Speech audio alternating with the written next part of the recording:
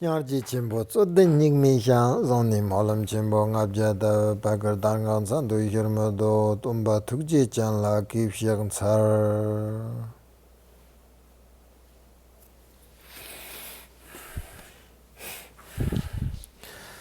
Good afternoon.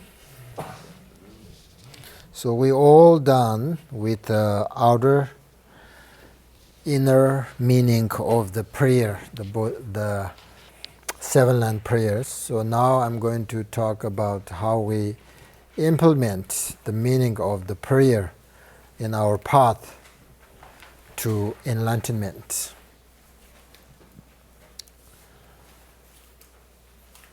Now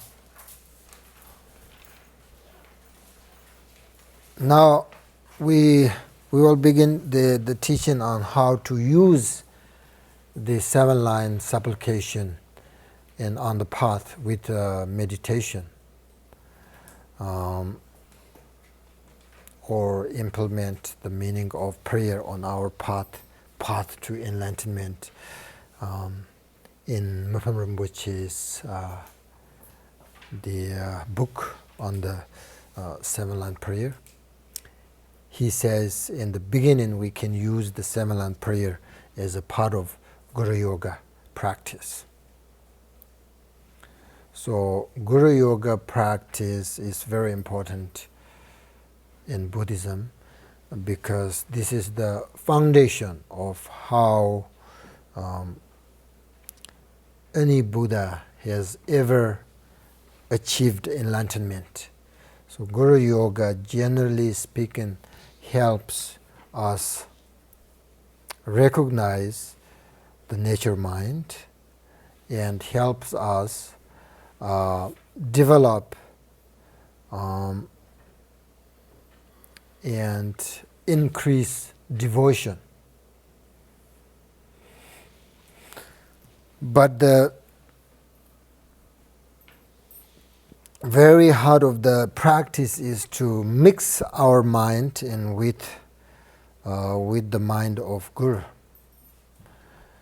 So when you practice the seven line prayer, you need to start. Now I'm talking about how to use the seven line prayer on our meditation, right? So when you practice this seven line prayer, you need to start by visualizing Guru Rinpoche, right? So most of you know how the Guru Rinpoche's position, the posture, but we call it in royal posture. It's a little bit different than the seven posture of Birojana.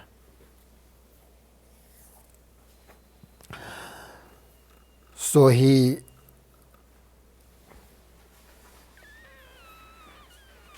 that is we call the royal posture.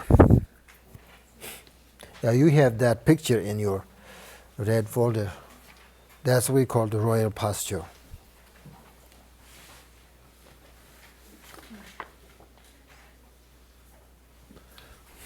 Yep. And he wears blue scale majestic robe with beautiful designs. Over this he also wears a monk's robe and a lotus hat also. Lotus hat. Guru Rinpoche dressed like this because the king, Andabati, when he founded Pamasambhava, and after he gifted him with these majestic clothes, so he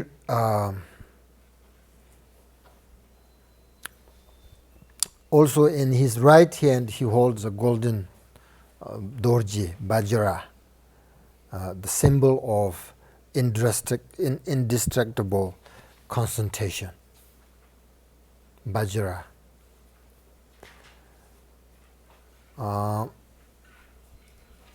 which is the unchanging wisdom nature of Guru Rinpoche's body, speech, and mind, cannot be harmed by delusion or negative emotions. And his left hand rests on his leg in a gesture of meditation, and he holds a skull cup filled with nectar, which symbolize that he gives the people sort of immortality. So this does not literally mean immortality, but it represents that he shows us the Buddha nature.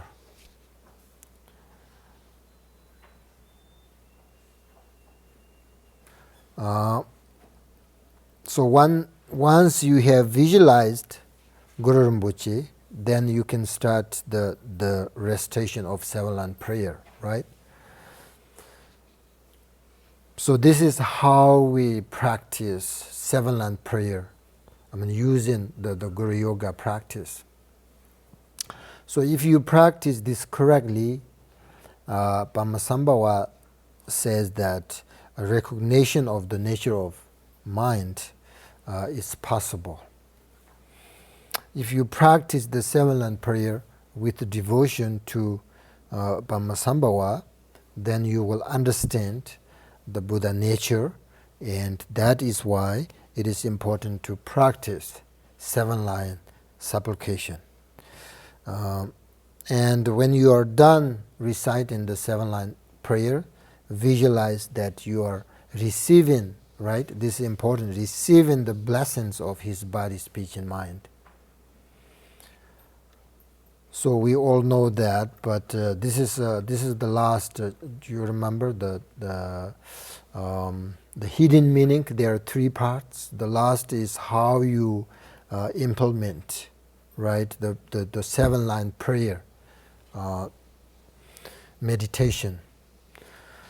So you have to once you visualize the Guru Rinpoche like that, and then you also visualize the receiving the blessings. The blessings are received through rays of light emanating from Guru Rinpoche's three chakras, and the white light, red light, blue light.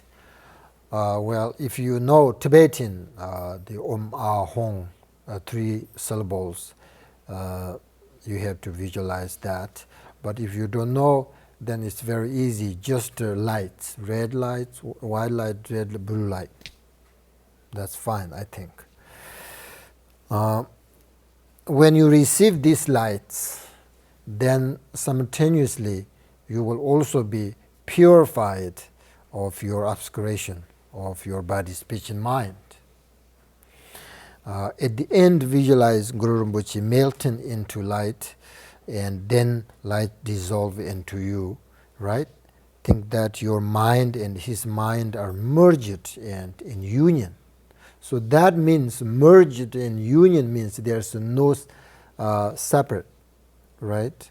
So that's the how you use the seven-line prayer. So then, without any thinking, and sit for a few minutes and rest in that state.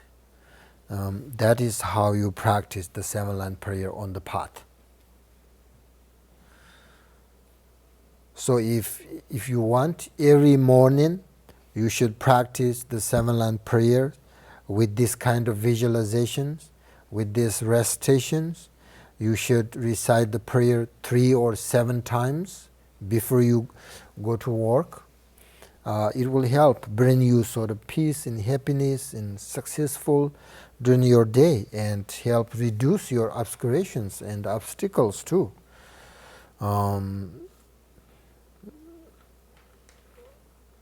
And your visualization should not be done in such a way that you have the sort of notion that you are looking at something out there.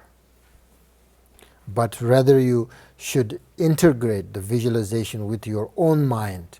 Try to relate it to the state of your own mind. So in this way, you will find some change. And actually, what you need to learn at the beginning of our spiritual practice is how to let go of the distracting thoughts, right? And cultivate the correct view. The purpose of meditation actually is not to get a good feeling or, sort of a happiness, but the purpose is to understand what life is about, the life, and how to make our lives meaningful. So the purpose is to understand our Buddha potential and to actualize it for the benefit of all beings. Therefore, generate the altruistic intention to become a Buddha in order to benefit all living beings most effectively. So we can make each moment of our lives meaningful, transforming it into the path to enlightenment by practicing through, training Guru Yoga. We are extremely fortunate to have a precious human life, and with its freedoms and fortunates. So that's really important to always remember and consider the purpose of having a precious human life. We have the ability to create the causes for happiness in the future, and we have the ability to attain liberation or enlightenment, that is to be free of all problems and capable of helping others effectively. So that's the kind of the benefit that we have this precious human life. That's why we call it precious. We have, amazing sort of mind, which is the Buddha nature. So actually the mind has two qualities. One is clarity, we call it clarity. It is kind of formless, right? It is formless and allows objects to arise in it. And second quality is awareness, clarity and awareness. Awareness, it can sort of engage with objects. So you can say the mind has two aspects, also, stillness and movement, right? The mind has. So sometimes the mind is free from thoughts. This is stillness, right? Free from thoughts, stillness. Eventually thoughts arise in it. This is we call movement. So mind has two aspects. So most of the time we are unaware of our state of mind and pay sort of no attention to whether the mind is still or moving. So when you examine the still mind and the moving mind, you will find nothing but emptiness, right? If you investigate. Mind has no form, no color, and no substance. This is emptiness aspect of the mind. Yet the mind can know things and perceive in infinite, different of sort of phenomena. So this is the clarity aspect of the mind. Understand?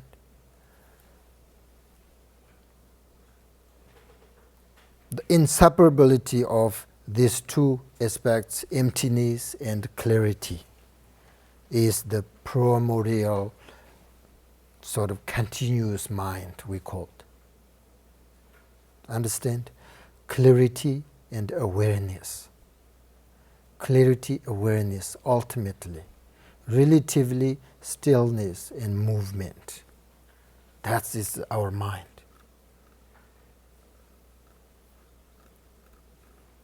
And at the moment, the nature, clarity of your mind is obscured by delusion, by ignorance. But as this obscuration clears, you will begin to uncover the radiance of awareness. Your thoughts are liberated the moment they arise.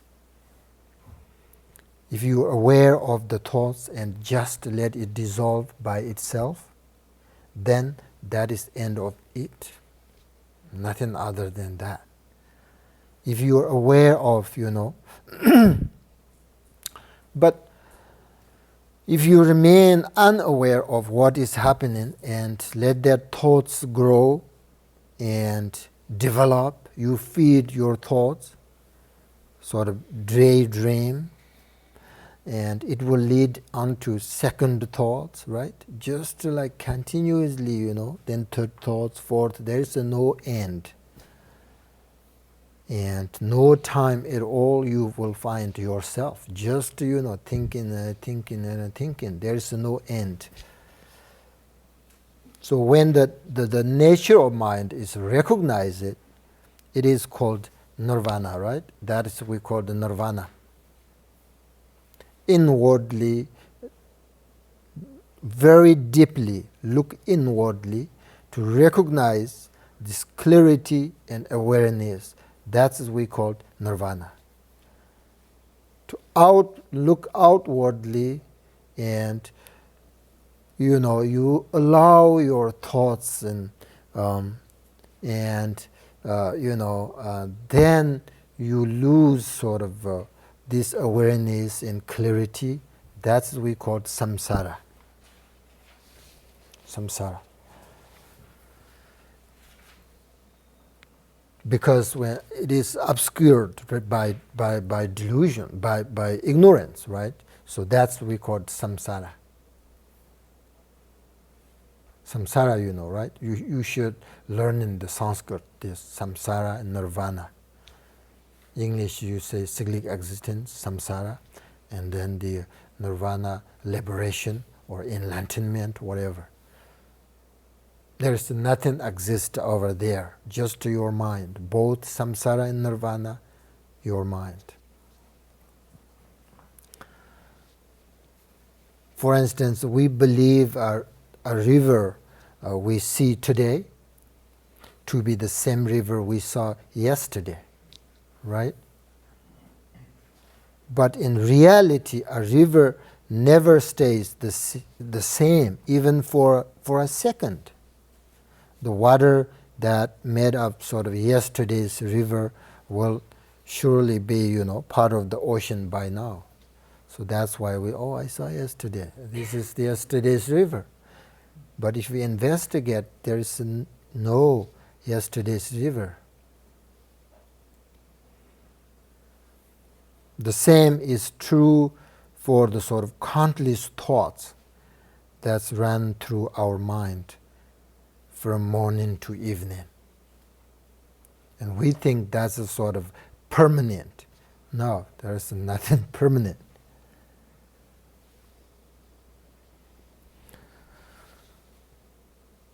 So if you investigate like that way, you will find the emptiness. And when you find the emptiness, your mind emptiness, then you look deeply, then you will see the awareness and clarity.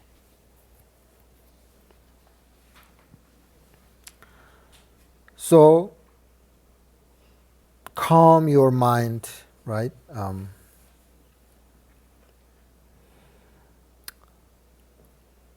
Then turn your attention to mind itself, to what is meditating, experiencing, feeling. That is to the subject of the meditation. So experience your mind as begin sort of clarity and awareness, free from thoughts. That is practice Guru Yoga. Understand? That's Guru Yoga. If you understand, that's nature mind. If you don't, I have no to say something.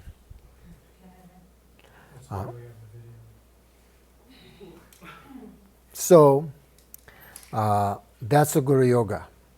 Understand, clarity, awareness. That's a Guru Yoga. That's your mind. Stillness, movement, that's your mind. Sometimes people don't understand what is mind, what is the character. People think the thoughts, right? The mind is thoughts. Yeah, that's true, but it's not really. The characteristic of your mind is clarity and awareness. That's all. You recognize that that's the nature mind. Then you meditate on that again, over again. Then eventually you familiarize with it. If you stay on this clarity and awareness, there is no negative emotions. There is no delusions. There is no afflictions. It's pure, very pure. But it has great bodhicitta. Bodhicitta is never separate. These two, the awareness and clarity mind, always there. There is all the good qualities there, but no bad qualities. That's why we call it pure. That's why we want that. But in order to understand that, we have to understand actually intellectually, of course, but the most important, you have to meditate on. You have to experience that. You have to, familiarize with that. That's what we call Guru Yoga. That's what we call also ultimate bodhicitta. I just mentioned early this morning, right? So if you understand this clarity, awareness, great compassion, bodhicitta, then you will develop in your great compassion. And then the union of great compassion and this mind, the nature mind, that is we call nirvana. That is enlightenment. That is enlightenment. You can't go anywhere. Enlightenment is nothing exists somewhere else. That's enlightenment. That's nirvana. That's what we are looking for. But we just sometimes see like just a second this and then go away. Then we can't find again. That means we have not enough meditation. Otherwise, very easy, whenever you go, whenever you stay, you can practice that. Then just there's nothing, Pamasamba already told us that, there is nothing we need to do. Just doesn't matter you sit, you walk, you work, whatever you do, you just, meditate on that. You never lose. You can work. You can whatever whatever your work, your job, you working with this meditation. You can, because awareness, clarity, never lose your other things. Sometimes people say, "Oh, I'm working. I can't meditation." That means you are not good about it.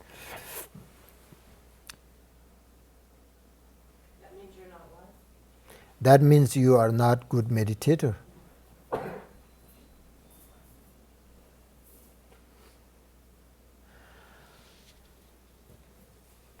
So it seems like there are some kinds of jobs that are specifically made to drag you into samsara, though.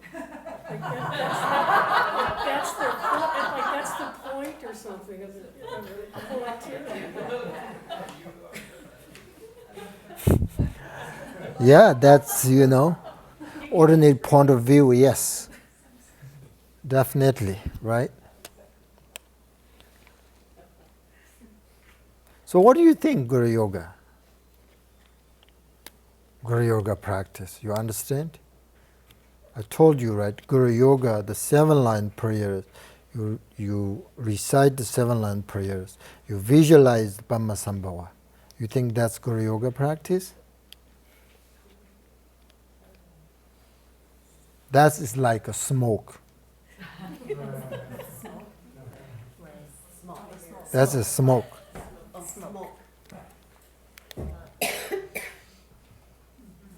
If you're looking for a fire,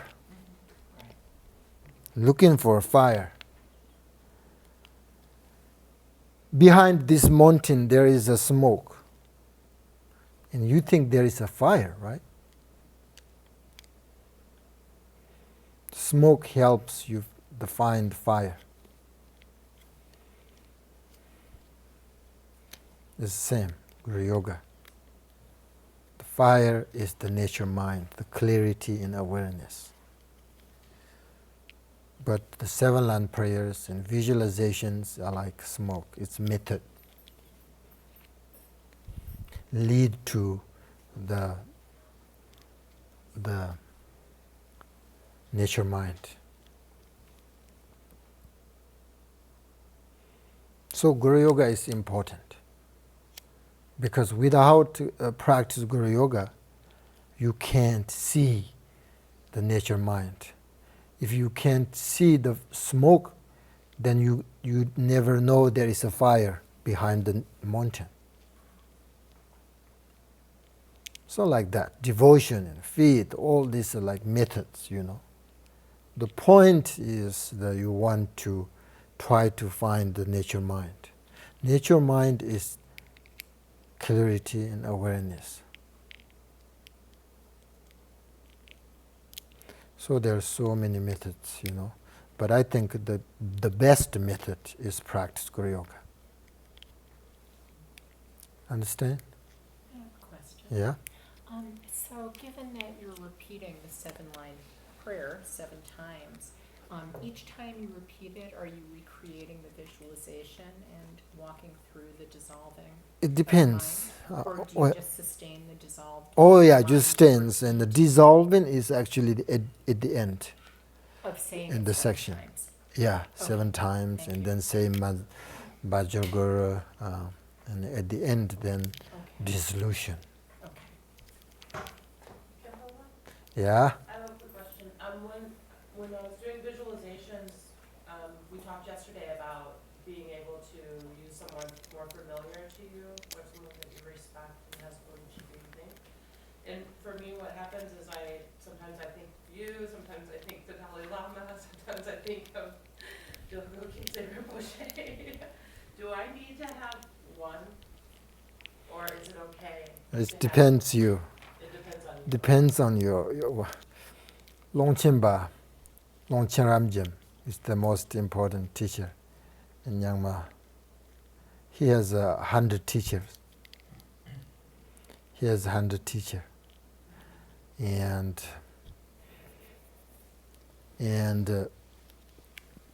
Milarepa, right? He has 1 teacher. So it depends, I have 4 teachers. And so it depends. But, I think it depends. You have to investigate, I don't know, I don't know you. Or better you have 1 teacher. Don't, more than 1 teacher. I can't say that. It depends, Some people really help. Lots of teachers, they think that's better. Some people say, oh, that's so complicated. I just only focus 1 teacher. It feels like So I'm it not depends. trying to do that either. It feels like I'll be concentrating very diligently on 1 person, and then, whoop, there's still the teacher. He's on the sun and moon desk, and he's smiling at me. And I never had him as a teacher. I'm reading his book. Well, that's what we call positive thoughts, Okay. All right. right? You meditate and visualize something, and then you automatically arise something else, Okay. right? And negative thoughts also, automatically arise negative things, So positive thoughts, negative thoughts. So that's why usually only visualization is not also not so good, right? Sometimes brings you lots of thoughts like that. And then better just to no thoughts, just to relax and, the rest in meditation. That's why the Padmasambhava says alternately the rest in meditation and analytical meditation. That this you need to alternately, because only the analytical meditation will sort of leads you lots of thoughts sometimes. Positive thoughts. So try to practice both. Very important. Yeah. So if you have many teachers also, can you, sometimes I visualize the ricochet just as sort of essence of all the teachers. Exactly. Yep. Can you do that? Yeah. That says. That's Bhakti Rinpoche always say that. Always say that.